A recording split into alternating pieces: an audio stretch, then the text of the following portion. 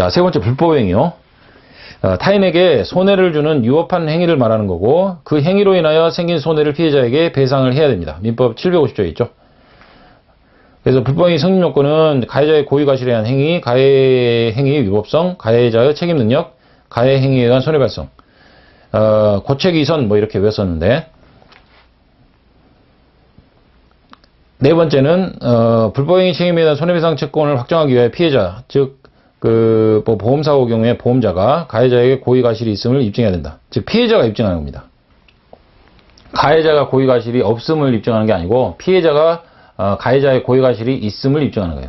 이 점 때문에 불법행위에 의한 손해배상 청구와 계약 책임이 있을 때 계약상 책임을 묻는 채무불이행 책임을 묻는 청구, 어떤 쪽으로 갈 것이냐, 청구권 경합이 발생할 수 있는데 입증 책임 면에 있어서는 불법행위로 청구 근거를 삼는 것은 불리해요. 청구인한테. 그래서 계약 책임으로 주로 가는 거예요.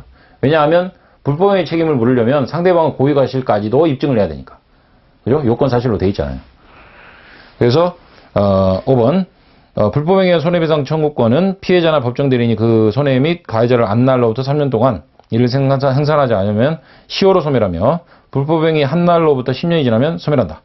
그 판례는 이를 모두 시효기간으로 보고 있다. 그래서 OX 문제 보면 채무자가 변제기가 돼서 변제를 거절하는 경우 불법행위로 손해배상을 청구할 수 있는 것이 원칙이다? 아니죠. 변제기에 대해서 변제 거절하는 것만으로는 뭐 채무불이행을 이유로 손해배상 청구하는 변론으로 고의과실이나 위법성이 있어야만 불법행위를 이유로 손해배상 청구하는 거죠. 그리고 불법행위 고의과실에 대해서는 가해자가 입증합니까? 아니죠. 피해자가 가해자의 고의과실이 있음을 입증하는 거죠. 자, 여기까지 봤고 그 다음에 계약 총칙 이 부분 좀 볼까요?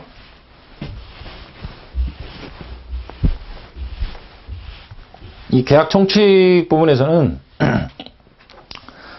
계약에 관한 여러 가지 형태들 뭐 이런 것들이 나올 수 있는데 한번 보겠습니다. 계약의 일반적인 내용을 먼저 보죠. 계약의 의 부분은 계약은 단독행위 및 합동행위와는 하는 구별되는 것으로 사법상의 일정한 법률 효과의 발생을 목적으로 하는 당사자의 합의를 뜻하는 것으로서 채권계약, 준물권계약, 뭐 물권계약, 친족법상의 계약 등을 다 포함합니다. 그러나 보통 계약은 채권 채무 발생을 가져오는 채권계약을 말하는 거기 때문에 민법상 계약에 관한 규정은 이 부분을 규율 대상으로 하는 거죠. 그래서 계약의 사회적 작용, 그 제일 밑에 줄 보면 계약은 지켜져야 한다 이런 게 있죠. 팍타 순트 세르반다. 라틴어인데 계약법의 기본 원리죠. 계약의 구속력이라고도 하죠. 계약은 지켜져야 한다. 그렇기 때문에 우리 신용관리사가 이런 활동을 하고 하는 것도 이런 그 법원 때문이에요. 계약은 지켜져야 되기 때문에 계약을 이행하지 않는 것에 대해서 추진 절차를 진행하는 거 아니겠습니까? 그죠? 그리고 계약의 자유와 그 제한, 계약 자유 원칙. 당사자는 계약 내용에 따른 상호 구속을 받으며 계약의 구속력, 채권 채무가 발생하는 것을 법이 인정하는 겁니다. 계약 자유는 네 가지가 있는데 계약 체결의 자유, 상대방 선택의 자유, 내용 결정의 자유, 방식의 자유 이렇게 있어요. 그래서 계약 체결은 뭐 청약 자유, 승낙 자유를 포함하는 거고요. 뭐 상대방 선택은 뭐 그 자체로 상대방 선택 자유고, 내용 결정은 내용을 후에 변경하거나 보충하거나 또는 뭐 다른 계약으로 해제하거나 계약 관계를 종료시키거나 이것도 자유고, 방식도 구두로 체결할 수도 있고 서면에 의하거나 공정증서에 의하거나 이럴 수 있다는 얘기예요. 자, 계약 자유 원칙의 제한, 계약 체결 자유에 대한 제한, 청약의 자유에 대한 제한. 이 부분은 그냥 한번 보시고요. 양국관리법에 특별 규정이 있어가지고 청약 의무를 지는 이런 경우가 있는데 참고하시고, 승낙 자유에 대한 제한은 뭐 공법상 취약 강제 있죠. 뭐 우편 통신 운송, 수도전기 가스 이런 거 공익적 독점 기업은 급부 제공 거절하지 못하고, 또 공증인 집행관, 뭐 의사 조사원 이런 사람들은 공공적 공익적 직무에 대해서 집행을 거절할 수 없도록. 그리고 사법상 취약 강제는 민법상 일정한 자가 청약하면 상대방은 정당한 이유 없이 승낙 거절하지 못하는 것. 지상물 매수 청구권 뭐 이런 거죠. 지상물 매수 청구권. 지상물 매수 청구권은 청구권이라는 이름은 붙었지만 형성권이라고 그랬죠. 당사자 일방 의사표시에 의해서 효력이 발생하는 것. 그리고 상대방 선택의 자유는 국가 유공자 예우에 관한 법률. 이런 거는 뭐 국가기관 등의 채용 의무를 규정하고 있지 않습니까? 국가 유공자의 자녀들.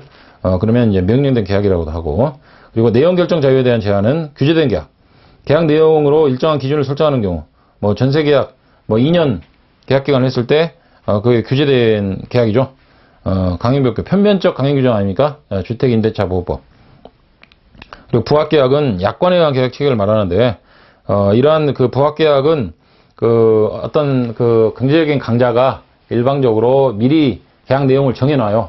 그래서 어떤 프린트해가지고 형식으로 딱 만들어 놓고 깨알 같은 글씨로 써놓지 않습니까? 그리고 상대방은 그런 내용을 잘 모르고 계약을 하도록 만들어버려요. 그러면 나중에는 법적으로 문제되면, 이거 내가 설명했고, 네가 여기다가 중요한 내용에 대해 설명 들었음 하고 이제 자필로 설명하게 하거든요. 이거 봐라, 네가 이걸 설명 들었다는 거 아니냐, 증거 아니냐. 이렇게 해가지고 하니까 이런 폐단을 규제하기 위해서 마련된 법률이 약관 규제에 관한 법률이죠. 그리고 방식의 자유에 대한 제한을 보면, 원래는 보증이, 보증 계약도 그냥 일반 계약처럼 구두에 의해서도 상관없었어요. 그런데 워낙 보증을 통해서 피해를 보는 경우가 많기 때문에, 민법이 개정이 돼가지고, 보증인의 기명날인 또는 서명이 있는 서면으로 표시돼야 효력이 발생한다고 아예 못을 박아버렸어요. 그리고 보증인 보호에 관한 특별법이라는 게 또 제정돼가지고 시행되고 있죠. 그래서 여기 민법 428조의 2, 원모의 2 이런 형식이 되는 거는, 최근에 신설됐다는 의미예요. 원래부터 있었던 조문이 아니고, 추가한 조문이다. 이런 의미로 받아들이시면 돼요. 그리고 계약의 효력에 대한 제한은 법률이 허가 신고 증명을 요구하는 경우가 있다.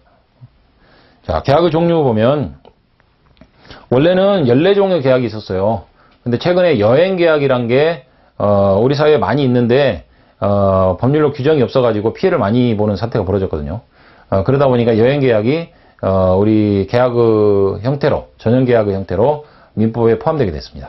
그래서 지금 15종 계약이 있고, 그 외의 계약을 비전형 계약 또는 무명 계약이라고 부르는 거죠.